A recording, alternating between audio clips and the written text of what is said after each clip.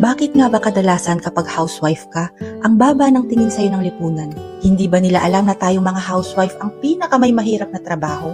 Sila, 6 to 8 hours ang pasok, tayo 24/7. Walang break, wala pang day off, delay ang kain. Tapos ang liit-liit ng tingin nila sa atin, na para bang ang sarap-sarap ng buhay natin sa loob ng bahay. Maliit ang tingin nila sa atin kasi hindi tayo pumupustura. Wala tayong uniforme at higit sa lahat hindi tayo nagpapasok ng pera. Kaya madalas parang wala tayong ambag sa pamilya. Pero hayaan mo na kung yan ang tingin nila sa atin. Ang importante, nagagampanan natin ang tungkulin natin. Napagsisilbihan natin sila at naibibigay natin ang serbisyong makakaya natin. Kaya kung isa ka ring housewife na katulad ko at wala pang nagsasabi sa'yo nito, napakataas ng tingin ko sa'yo, napakataas ng respeto ko sa'yo, may ambag ka sa pamilya at higit sa lahat, importante ka.